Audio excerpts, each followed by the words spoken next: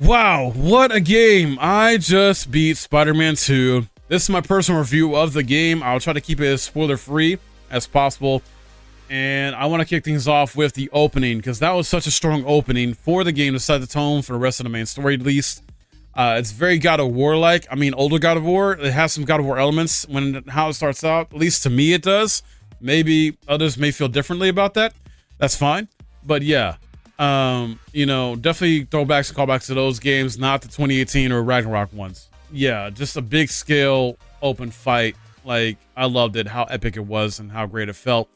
The visuals is another standout. Now, I did only play this on performance mode. I did not mess with fidelity because I knew performance was what I wanted to do for this playthrough, and I don't regret it whatsoever. Visually, overall, fantastic and just incredible, spectacular, because character animations are top notch here. The environment, the atmosphere, all that stuff overall is just freaking fantastic. The way they bring New York to life in a much bigger and better way is done so well here, utilizing the power of the PS5 and SSD, because, you know, previous games were essentially PS4 titles. Even with Spider-Man Remastered, yeah, they're going to do so much with that to improve it. Whereas here, this is definitely, you can see it's built ground up for the PS5, because it's only available for PS5. And Miles Morales was a cross-gen title, so yeah, they were limited on what they could do with that too, to an extent. So this here visually, just a step above, and truly shows what next-gen games can look and feel like. Music, superb. Love the music in this game. I did play it on streamer mode, so I wouldn't have to worry about copyrights, but the overall music, even for that, was really good. I would say there's probably not enough of it sometimes playing, at least when you're exploring the open world. But definitely in the main story, though, there's definitely enough music there that hits, you know, the right tones and sets up things and helps set the mood, things like that. So not worried there, but it was more so in the open world where it was just like very quiet at times on music playing. I'm thinking like there should be more background music playing while you're exploring, you know, just having fun being Spider-Man, both Spider-Man. And yeah, story, characters, writing, overall great. I'm putting all this together here because you gotta say, like, if you played the previous two, you know, games, maybe haven't paid attention too much to the comic books or even the live action, just going off like the previous two games, you know, it's so much better with the character arcs and character development of these characters we already know, of Peter, Miles, and MJ. I love the challenges and struggles they go through to help, you know, make them better in the long run. They all go through their own, you know, hardships, and they got these like stubborn things about them they're stuck in, or they're all kind of doing some negative things that they need to like learn from and stop doing. And so, and I love that, how they're each, you know, not perfect, you know, they're flawed, just like real people. They're relatable in their own way. And they go through these character arcs that help make them better.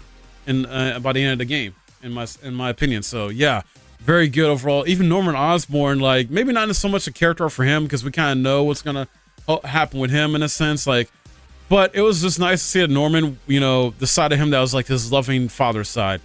And he's pretty much wanted to do anything for his son, you know, to keep Harry alive, things like that, because we know from the first game Harry has got a disease that's unknown that he got from his mom. And so it's great to see that side of him. I liked and didn't like him in the first game because essentially he was a prick. He was being his political self, you know, being mayor and all that stuff like that. But he's still technically a prick in this one too. But you see a different side of him. You see his father's side more so than ever, and that was nice to see here. Harry Osborn, best version of him in my opinion. At least for me personally, it's my favorite version of Harry than any other like media he's been in, comic book wise, animated, live action. I love this version of Harry. Insomniac, kudos to you with how you wrote Harry Osborn in this game. And you get him, you understand him, you get why he's doing what he's doing. I would say, to me, Harry definitely is really a great standout character. I don't know if he's the overall best character in this game, but because everybody's going to be feeling different about this, but yeah, he was definitely a standout. He made his presence felt, and you know, I feel like he was not overshadowed by anybody. Miles, even, I felt like was not necessarily overshadowed.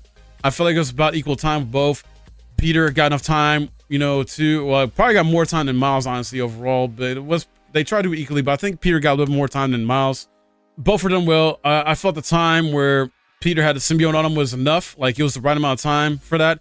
And that was a nice slow build up to him getting that, and, you know, and what happened leading up to that. Kraven as a villain is fantastic. He's my favorite version of Kraven than the other media. Like, better than like comic books I've read of Kraven. Better than the animated cartoons where he's been in. specifically the 90s one, I believe.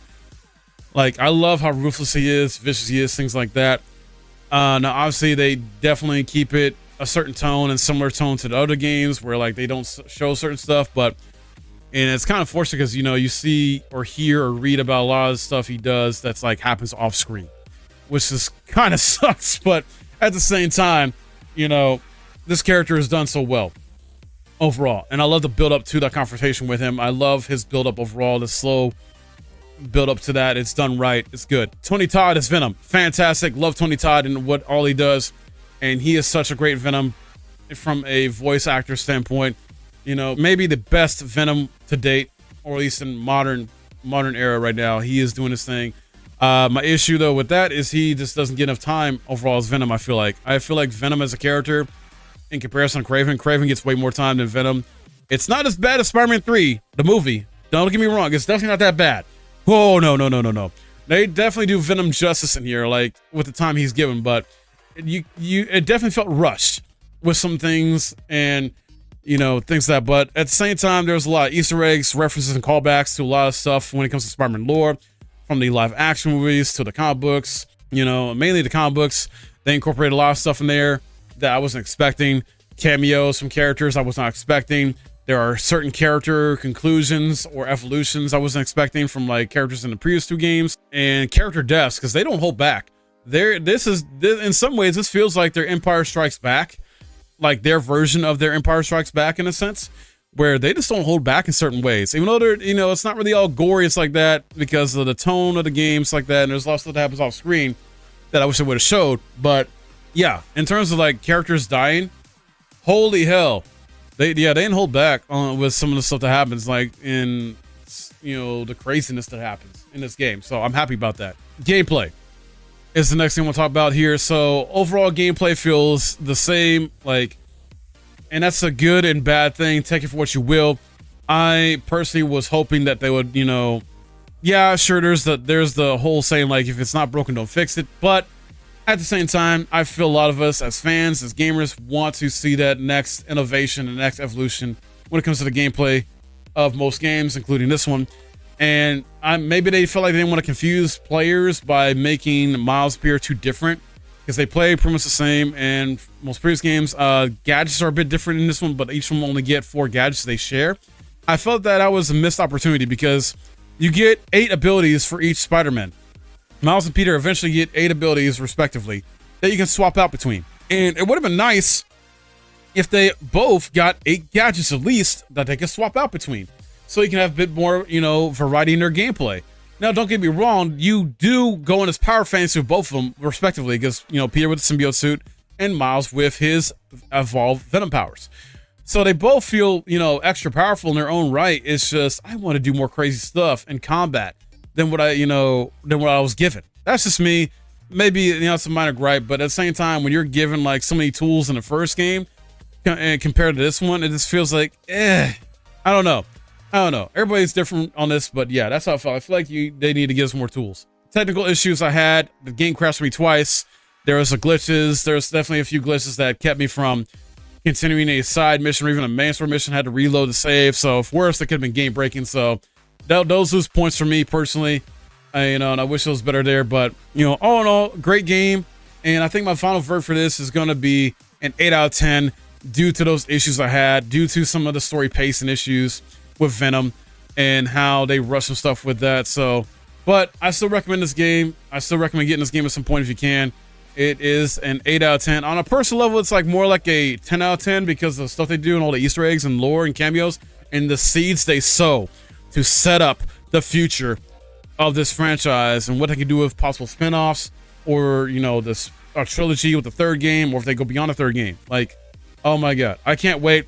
So yeah, definitely recommend it. I love my time with it, and not my game of the year. It came close to possibly replacing my game of the year, my personal game of the year, but it didn't hit that. I was hoping it would, but it didn't. And yeah, but it's still something I don't regret playing, and I hope they add a lot more cool stuff when they add New Game Plus to it, because that's coming. They're adding New Game Plus, and I hope they change it up to add enough variety there to make it worth it going back there. So that's it. Thank y'all for watching. Hope you enjoyed this review. My name's Mike. I'll see you next time.